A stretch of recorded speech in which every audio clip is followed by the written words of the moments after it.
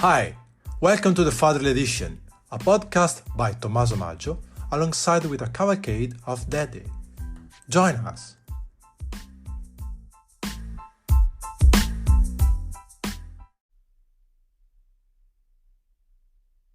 Hi everyone, welcome back to the Fatherly Edition, a podcast by me, Tommaso Maggio, and today we are with James. James is based in Bangkok, originally from UK, and is leading experienced professional hiring for McKinsey in Asia. So thank you for being with us. It's a real pleasure to catch up in this scene. Yeah, thank you, Tommaso. Yeah, pleasure to be on as well today. So tell us a bit about yourself. I know you have a daughter. We met before. So tell us a bit, who was James, let's say, 10 years ago, and who is James now? How did you change a bit? How? Yeah, so that's a great question. 10 years ago, certainly priorities looked very different, sort of with this, no child. I wasn't married, so it was much more, I guess priorities were sort of working Monday to Friday and then going out over the weekends. So I kind of enjoying myself in different ways. So we sort of, used to travel a lot, get away for weekends, enjoy going to sort of different club nights, living in London as well, sort of eating out lots and sort of living a sort of, I guess, very much a sort of Monday to Friday work and then enjoying the sort of weekends, but being much more focused on myself and sort of our priorities as well. Sort of moving forward 5 years ago would have been about the time then. I guess my wife was sort of late pregnancy about 5 years ago as well. So my daughter is 4, very, very nearly 5. I think like yourself, Tommaso, actually almost a split age our daughters as well. So certainly since then, definitely things have changed a lot. So she was born, and it was at a time we were living in the UK, based in London, in a very, very small apartment as well, which for years before had worked for us, just 2 of us, 1 bedroom. And then it became kind of very clear that, kind of small London living was going to be difficult with a sort of young daughter. So from there, we sort of thought where to go next. And we were looking at other places in the UK, maybe Europe. But then just sort of very randomly, an opportunity through my work came up in Thailand as well. And sort of my wife and I had traveled in Thailand many, many years ago, a country we were always interested in coming to. And then sort of, why not come for 2 years and see where things are. And then sort of fast forward nearly 5 years and we've got through COVID. So now we're the sort of very, I guess weekends have moved now much more towards children's parties and sort of going to different farms and maybe going to the beach to do sandcastles. So very much focus, I guess, around being a dad. But certainly still at the same time trying to enjoy a bit of different time as well. I had mentioned to you, I enjoy sort of cycling. I do a little bit of running as well and starting to enjoy the craft beer scene in Bangkok picking up as well. And that was something I used to enjoy a lot more of back in the UK. Well, yes, Thailand offer a lot of things, and it seems that things for kids just explode. So there are so many things and activity, that was not like this a few years ago.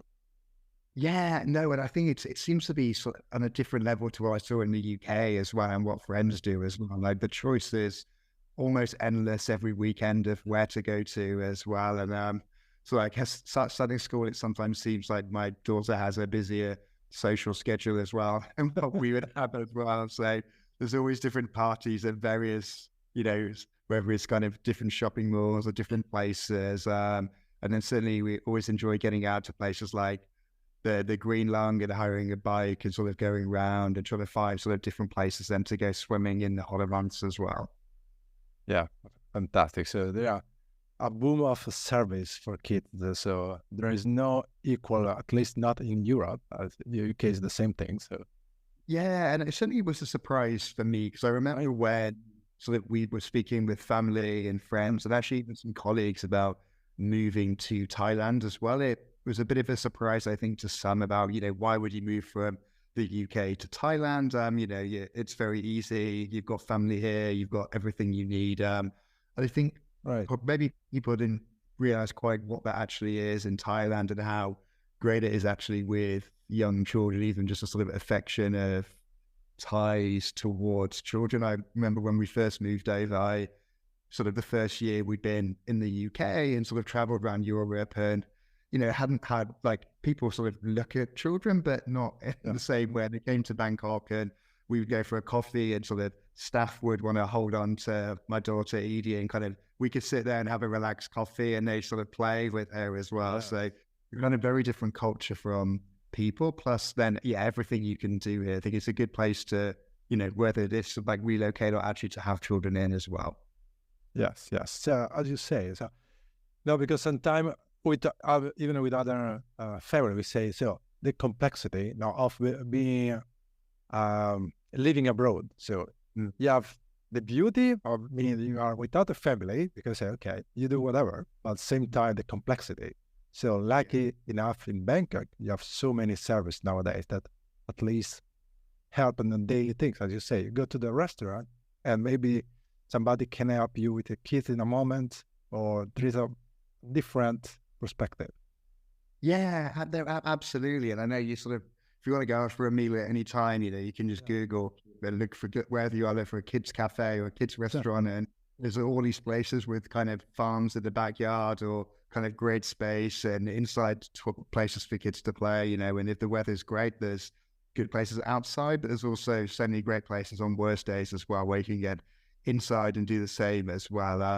I think it is, I guess, sort of being an expat and coming here, definitely notice a different thing from maybe Europe, sometimes where people might rely on, say, like kind of family or grandparents to look after, well, maybe not all of Europe, definitely in the UK though, to look after kids. In Thailand, it's not everybody seems to come out with the children. It's sort of, there's lots of different family events. I know, you meet up with dads or families, and there's always sort of kids and other people for your children to play with as well, which has been good. Yeah, I think this is a good point. So even for kids, they can expose too many people with so different background that came from different part of the world at once. Yeah. No, and that doesn't happen if you are just in one city in Europe. I mean, well, if you are maybe in London, beside city center, there's a very multi-pop, doesn't happen everywhere. No, it doesn't. And again, that sort of came, I hadn't fully researched what was going to happen in Bangkok when I came, because it was initially just going to be for 2 years as well. So we hadn't really looked at sort of schools as well. And then you start looking at schools and the mix is great. It's the same. It's such like an international environment with, people from all over the world there. So it's a real different sort of mix than what you might see, even in somewhere like London, which is very diverse. The schools just wouldn't be as diverse as what you get here. So it's great for, I think, kids to meet so many different people from different backgrounds. And I know it's always interesting when we have sort of these international days and you have lots of different families from all over the world coming and sort of setting up, this is traditional, say, Japanese, or this is Italian, this is British, so stuff from all over the world for the kids to see and get a bit of a different perspective on countries as well, which is great. Exactly. And yeah, it's a fantastic surprise, because you didn't expect from Thailand or when it came to Asia to have this variety. In fact, surprise in a good sense, everyone. Yeah, absolutely. I think that's sort of why we're still here a number of years later and have like no intention to go back. It sort of moved from being, let's move to Bangkok, because it took us back to like Koh San Road days 15 plus years ago. And it would be a fun experience for a couple of years to actually, it's like a really sort of nice place. And even though, a lot of Bangkok is very, very busy, it's hectic, but it's very easy to escape it as well. And certainly just being in Thailand and enjoy that kind of opportunities, like we were just chatting before, just to to travel around and going to different islands and beaches or going up to mountains. It's a very, very good place to live, to sort of enjoy lots of, different aspects of life. Right. So can I ask you about parenting? Do you think your way of doing the daddy stuff, so as to do something with your parents, or the parents teach you or they play with you? Yeah, interesting. Some extension, I mean. Yeah, I guess, but maybe initially I probably didn't, but maybe there's parts of it now as you sort of develop and reflect that scene. Mainly, there's certainly are definitely aspects I've taken, which I maybe didn't realize, and there's others that I haven't as well. So I was sort of, I guess I was brought up in a sort of a very usual kind of British home in many ways. So I'm originally from a place called Shrewsbury, so a relatively small town in the UK. Live with both parents and a couple of sisters as well, and we had, I guess, certainly a very sort of nice childhood with sort of 5 of us in the house. It was always sort of quite busy with lots of sort of friends going and things going on as well. But I think as much as possible, sort of my parents at the time, they were pretty hands-on with everything as well. So whether it was sort of, football matches at the weekend, when I was younger, so sort of my dad driving me to kind of different parties throughout my teenage years, and sort of just, they were always pretty hands-on, I think, as well, which is sort of what that's sort of what I have tried to do as well. So certainly, I spend a lot of time at work, as I know like a lot of people do as well, but I'm always tried to sort of carve out time. So sort of, and every day I try to be home for say around 5 p.m. to at least spend a couple of hours at home, and then sort of get back to work in the evening or something. So I think that just trying to find time to be hands-on was a big part of what they were like as well, which I know at the time not everybody was. Like sort of lots of my friends were, had sort of very different backgrounds and experiences as well. But that's probably, I think, the sort of the bigger takeaway from my side there.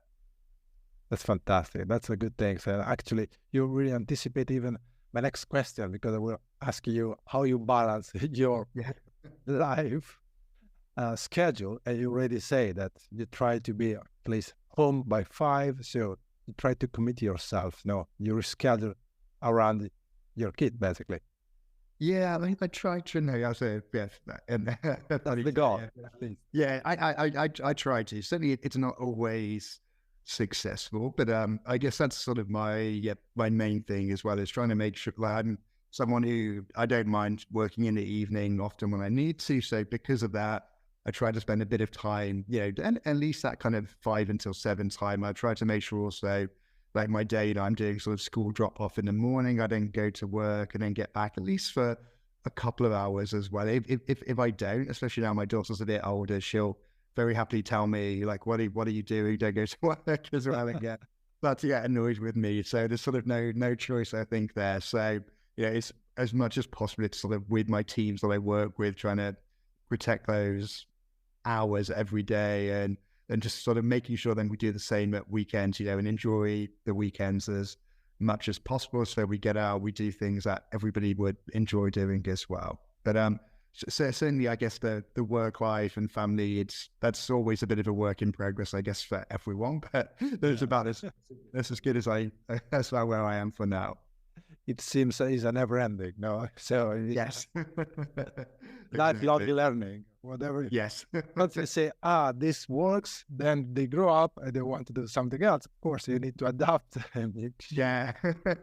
That's okay. That kind of constant evolution is something that we're going through. And that's maybe, I guess, going back to your sort of earlier question on the last sort of going back 10 years ago, both pre-kids, you can really focus on, yourself and your day is then set up around work, whereas that's another bigger change as well, is I can't just sort of go away for 10, 12 hours. I can't fly and go away for 4 or 5 days.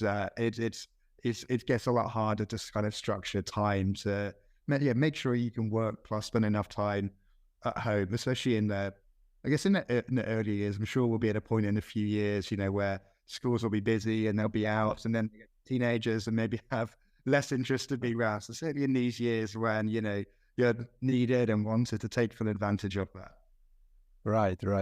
So it's interesting that you point out those things, because yesterday I have a conversation with a group of parents from with around the globe, and most of them are mom, and they say, but actually, a question, even the daddies have some, let's say, overthinking when they have to leave the kids alone, or they have to leave home, because they never say, of course we do have it. So, but it seems probably our facade, our face doesn't show that. So yeah, no, no, we are not used to talk about those emotion, but of course we do have it. So it's good that you point out. Yeah, no, that's a great point. So yeah, certainly something, yeah, I guess we do gloss over sometimes, but certainly do, yeah, Don't. yeah, even if it's not always said, yes.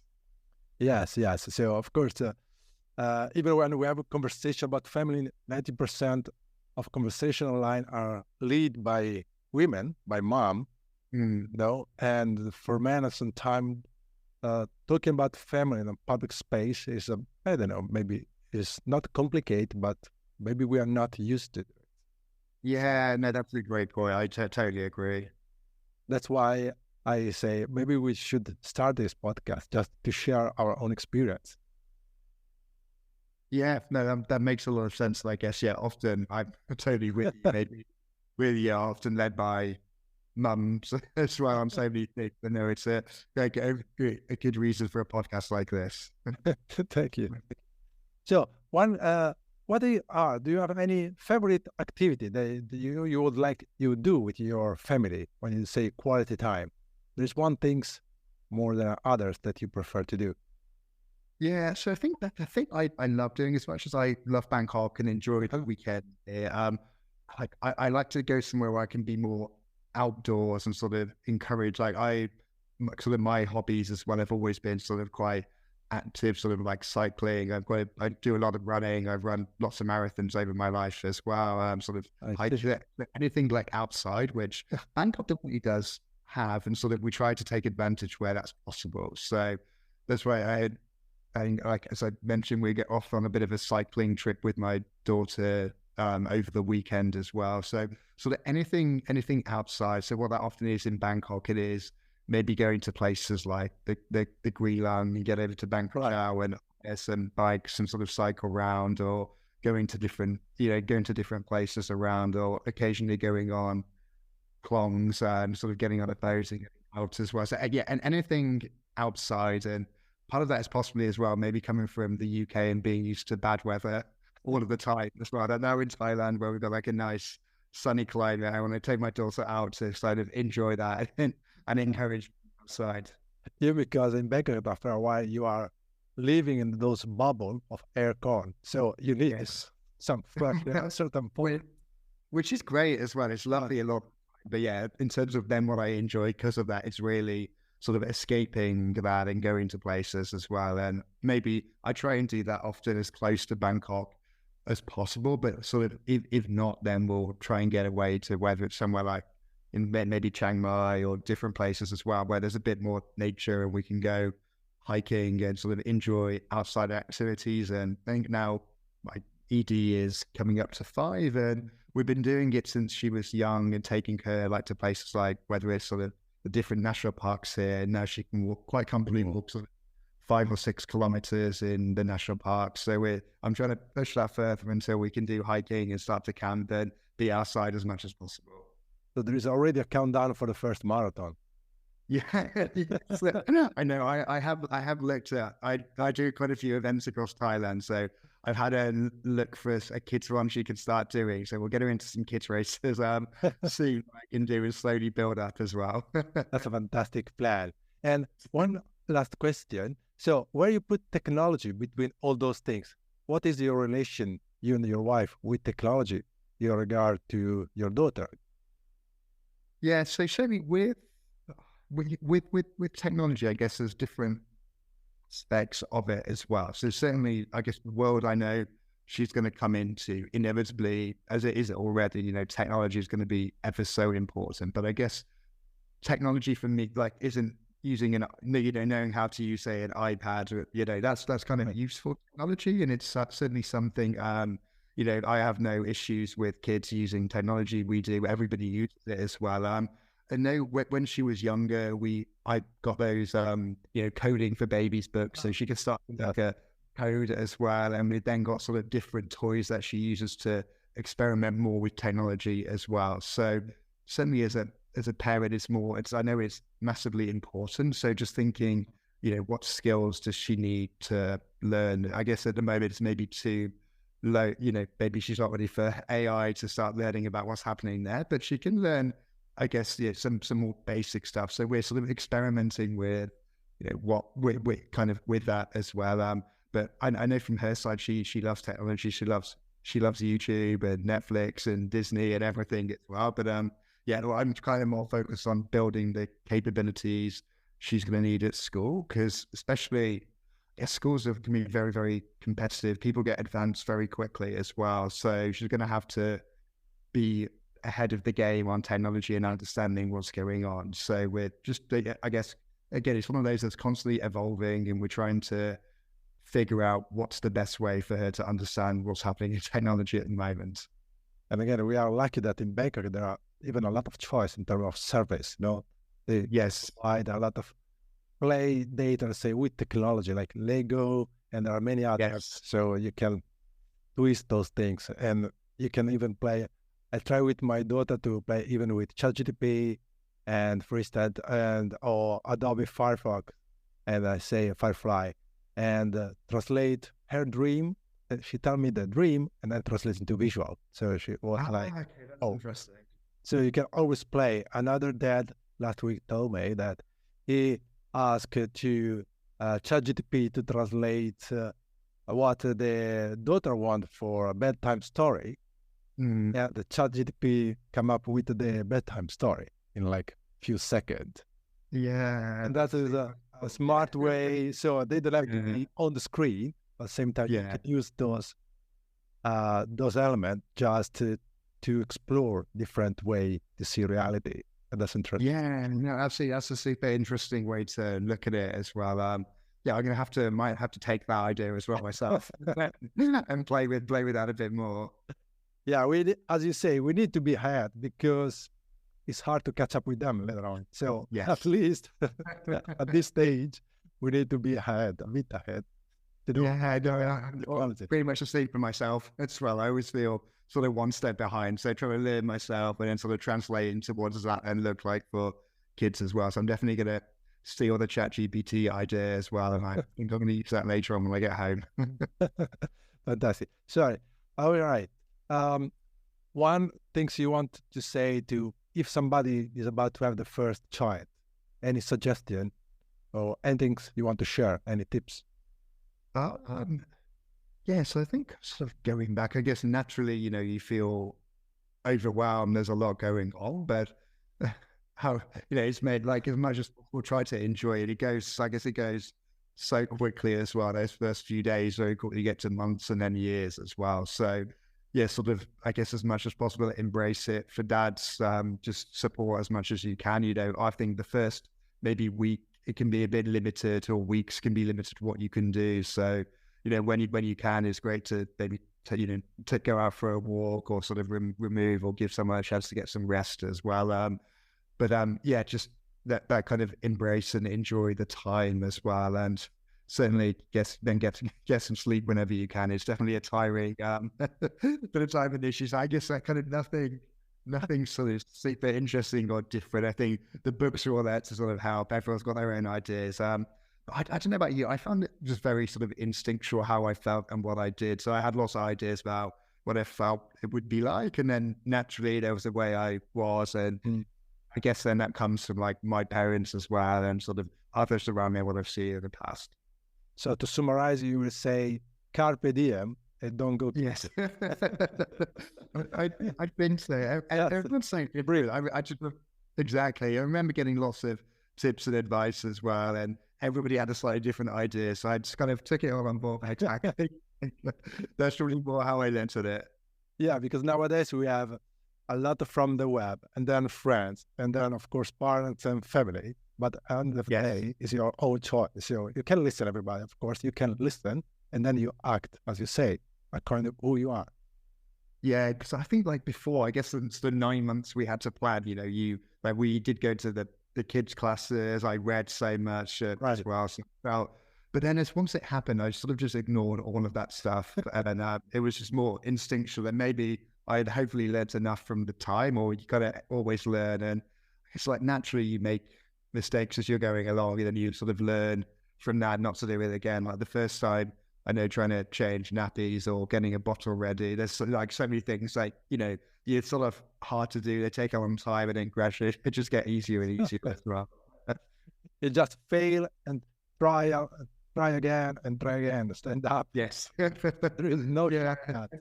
And even, I guess I remember sort of always before I had my own kid being quite scared of how small babies were as well. But they're pretty resilient actually as well, which I found that fairly quick as well. More so than I thought. So you definitely can make errors and don't feel too bad about it as well. All right. Thank you very much, James, for sharing Thank you. your own experience, your ongoing learning experience for your daughter, your being a daddy. And see you soon. Yeah, my pleasure. Thank you for the invite. It's been great to be on, Tommaso. Thank you.